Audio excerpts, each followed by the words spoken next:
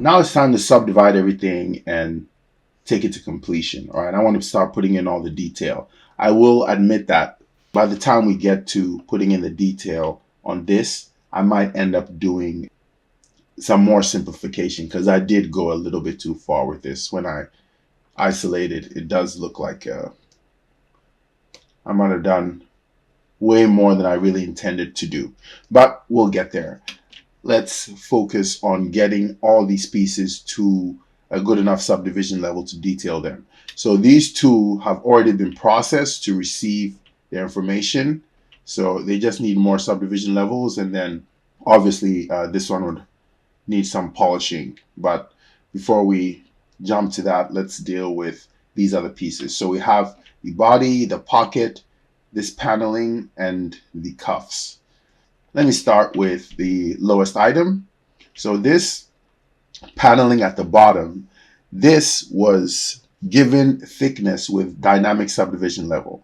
So an easy way to turn it into a polygon mesh that I can process is just to go into the dynamic subdivision menu and go apply.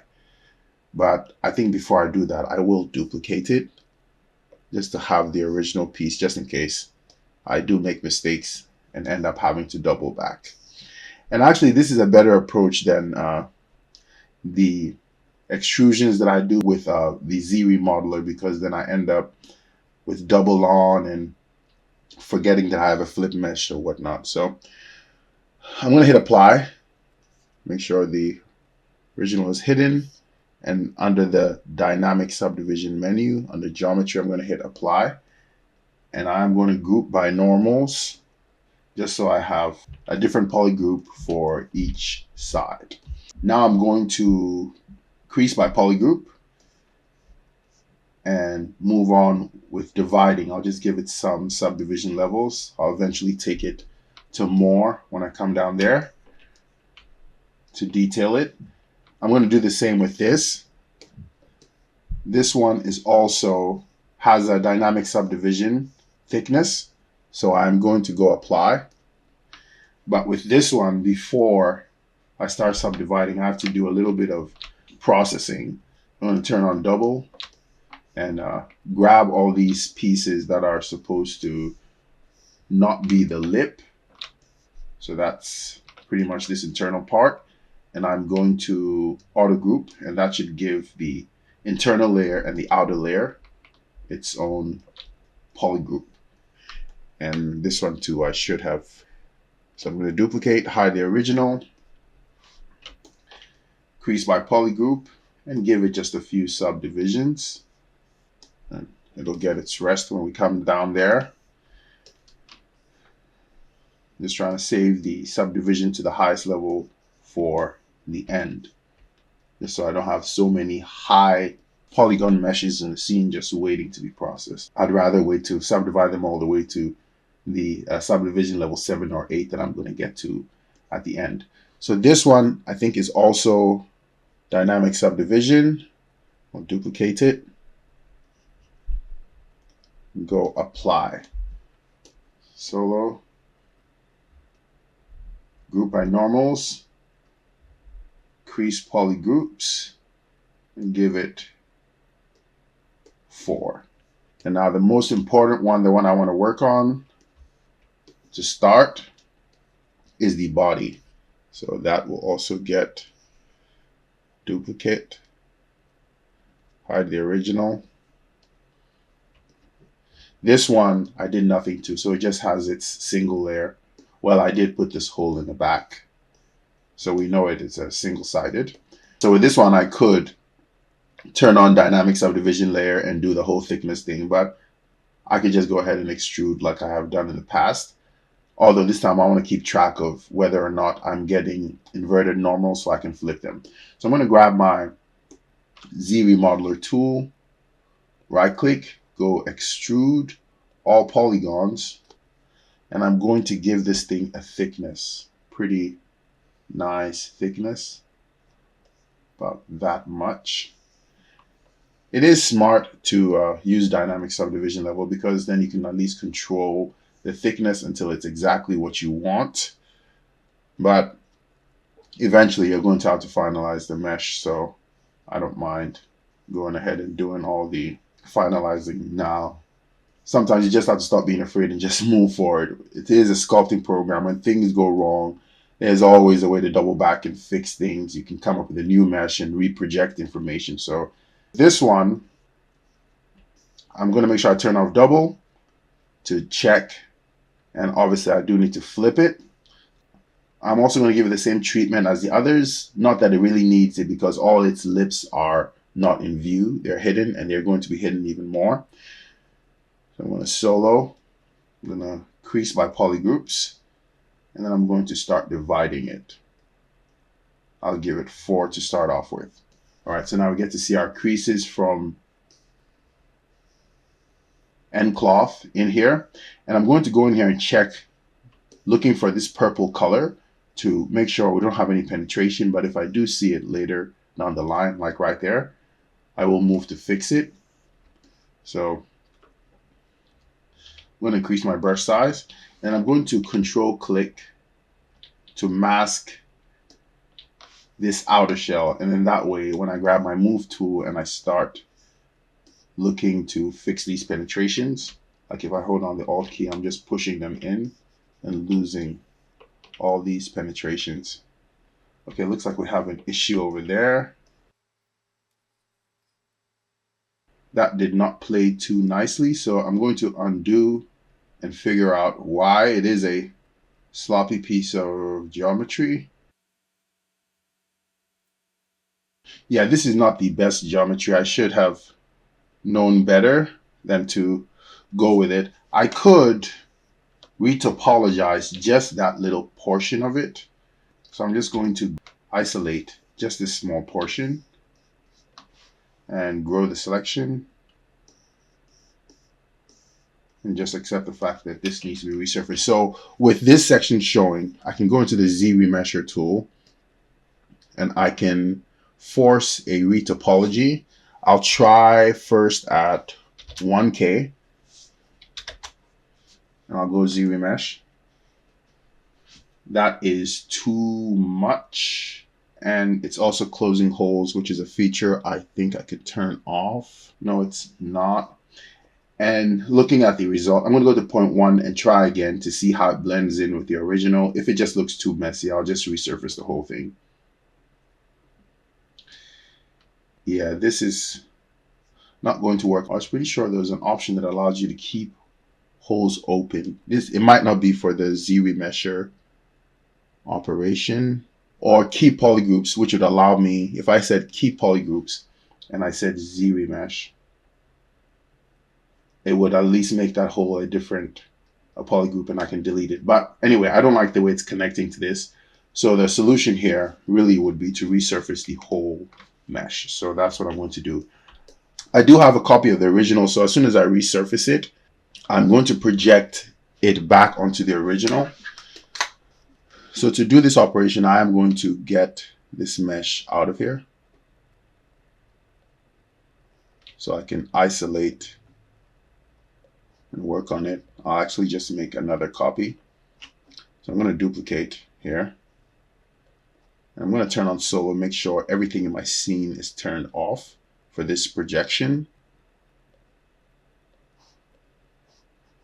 All right. So I'm going to grab this mesh and I'm going to Z remesh it with some settings to ensure that I don't completely lose all of this nice detail. So I'll go to Z remesh, make sure adaptive is on, and adaptive size is about 50. So pretty much the defaults I think should work.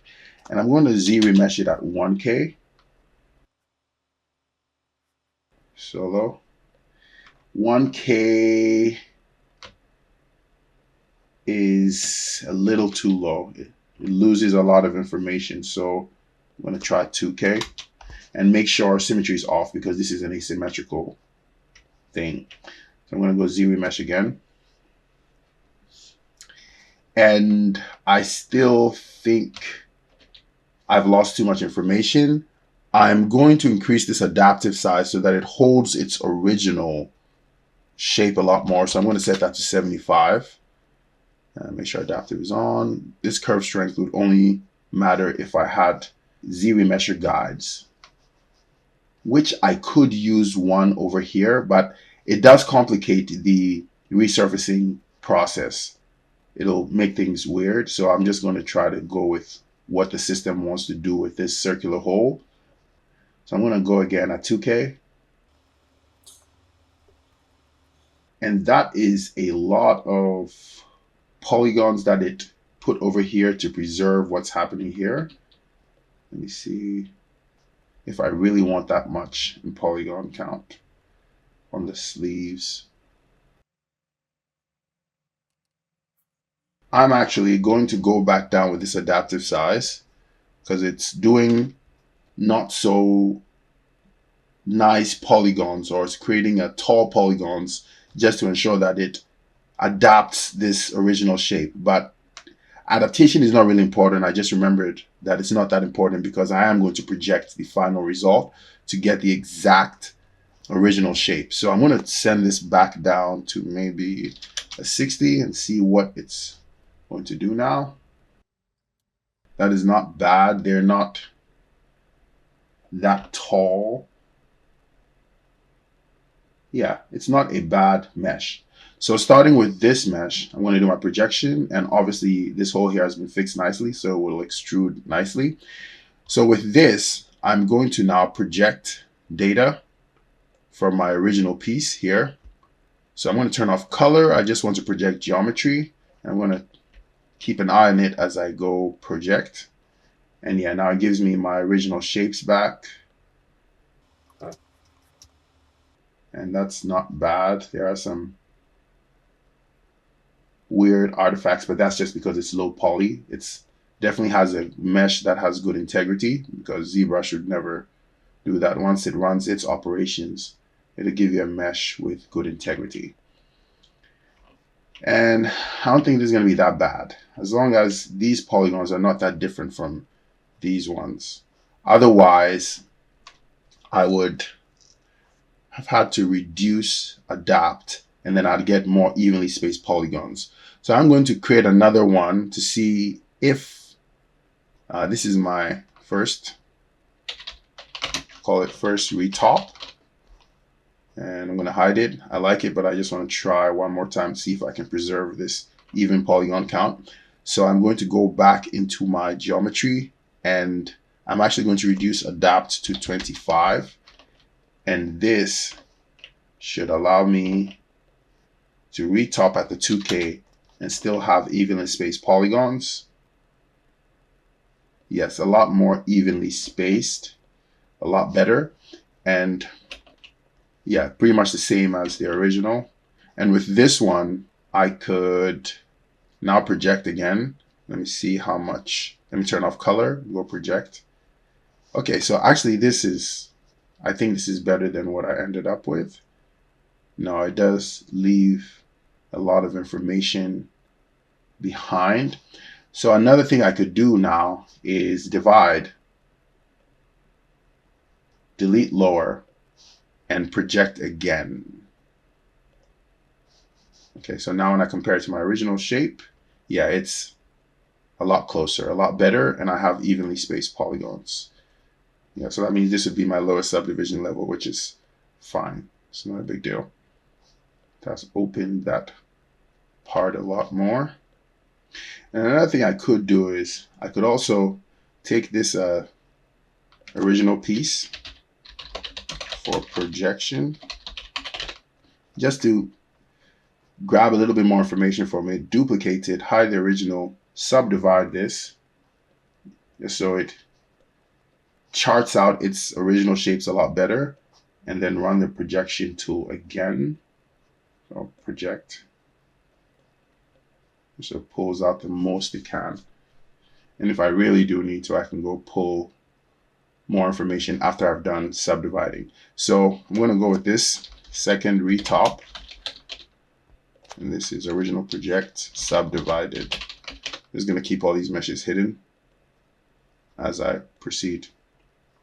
All right, so this is going to be the final piece that I extrude. So I'm going to grab my ZRemodeler, run the extrude command again. Get a nice thickness. Take a look at it. Okay, that's pretty good. And now our hole in the back really should not give us any problems. So if let me duplicate this. That's a lot of copies. And if I crease my polygroups and divide, yeah, it's holding its form a lot better. And we have all our detail intact. So I'm just going to take it to 4. And I think we're good. Should be ready to start this detailing process.